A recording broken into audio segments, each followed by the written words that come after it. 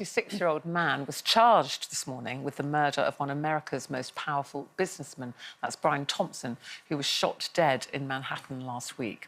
Luigi Mangione was found via CCTV yesterday, and his arrest has caused quite a stir in some of the papers and online. One newspaper headline actually called him the hot assassin sensation, and social media users are calling him America's sweetheart. Topless pictures, as you saw there, of him are now circulating on the internet. And the hashtag #FreeLuigi is trending online. I heard quite a few of you tutting there, which is interesting, because that's kind of how we felt this morning when we saw this headline, kind of the hot assassin. Yeah, and sort of confirmation that the world has gone completely mad. I'm reading this book at the moment about ancient Rome called Unfortunately She Was a Nymphomaniac, which is what they said about all the Roman wives in ancient Rome, when actually I think, you know, there were other issues. But you suddenly, I mean, that book conjures this crazy, corrupt, you know, wild place. And you think that's the world we're living in now. I mean, have we completely forgotten that there's a grieving widow, 2 children, this man has been murdered, and we just think it's like clickbait? Yeah. You know, I do find it really quite astounding and really in bad taste. That's exactly what it is. And the excuses that papers are using, in particular, for sticking it on the front pages as though they're just commenting on it, but they're using the same picture of him with no top on and etc. and calling him the hot assassin. I mean, I'm sorry, I think it's in just horrendously bad taste, and it makes me feel quite angry. Yeah. It's almost like looks are a dictator to society, isn't it now? If he's good-looking, how could he have murdered? You know what I mean? But murder is murder. Yeah. Just want to say, but I mean, he's only been charged at the moment. Yeah, but it's almost like it doesn't matter if he has murdered or not, because he's good-looking. But I'd be more worried about, because the fact is, he's highly educated, got a really good, wealthy family, he done really well in his exams.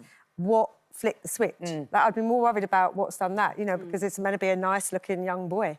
And now he's a murderer. But I, allegedly, because we don't know yet, you've just been allegedly. charged. I just have to say that. Quarter Kelly,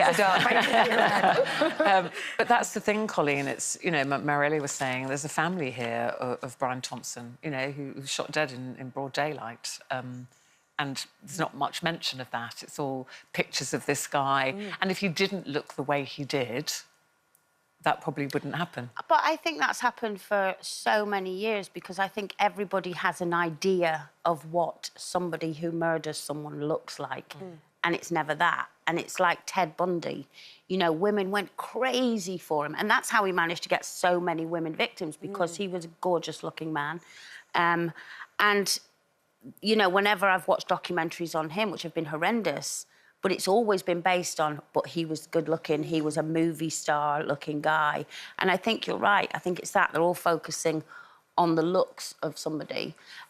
But, you know, at the end of the day, he's whatever he looks like, he's a murderer. And Allegedly. Allegedly. But I think the really worrying thing is how we've just completely lost our sense of what's important and what isn't important. You know, someone getting murdered is a very important thing. It's not entertainment, you know, and I think... But I think we're desensitised to it all. Yeah, no, I absolutely agree, and I think, you know, that's part of the reason why you're seeing politics go to hell in a handcart, you know, in America, some of us believe, and so on, because people just aren't actually thinking about the difference between a president and someone on a game show called The Apprentice. But do you think it's a generational thing as well? No, I think we're just going downhill. It's the slide to the end of the empire. You mentioned clickbait, that young people get all their news now from the internet. They don't really read newspapers, and it is all about headlines, graspy headlines, quick, you know, nobody reads things, or young people particularly tend not to. You can have graspy headlines, but they don't have to be venerating someone who's